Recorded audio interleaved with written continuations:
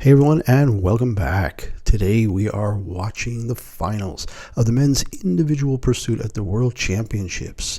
This year's competition being held in Ballerup, Denmark, and Filippo Ganna is not participating. The man who has 6 times broken the world record in this event and the first man to go below 4 minutes was not here due to fatigue or injury. The semis were earlier in the day.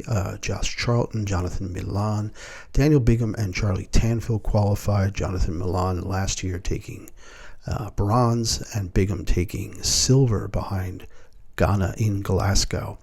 And from the beginning, Jonathan Milan, who's been moving way up the world rankings in road racing this year with some fantastic results in time trials and stage wins.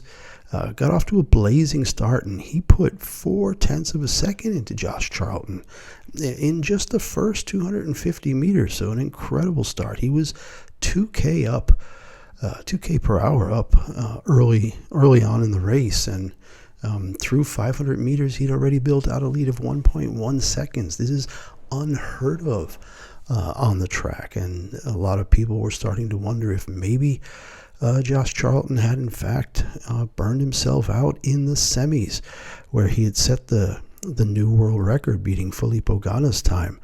Other people were saying he's just biding his time and he's going to come back, but the lead kept growing for Jonathan Milan. And it was up to 1.28, 1.3 seconds here as we went through the first kilometer in about 1:04. So a blistering pace. Milan was actually on world record pace here already. The question was, could he keep it going?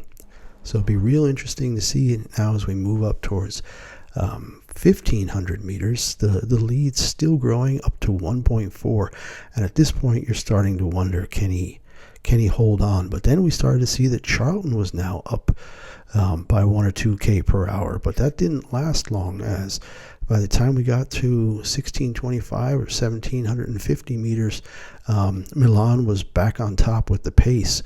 And that kind of bounced around for a little while through the middle lap. So we're coming up to the halfway point here.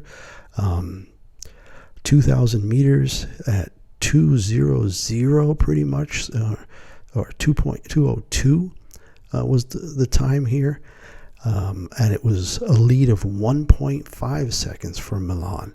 And again, that just kept growing. And at this point, I'm really not sure if anybody thought that Charlton could get it back. His cadence just didn't look like it was where it was in the semis.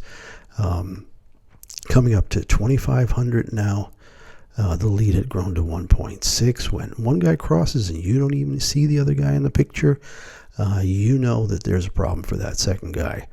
And the lead stayed here at 1.6. It started to come down just a little, but as you can see in the little insert there, Jonathan Milan was really taking time out of Charlton.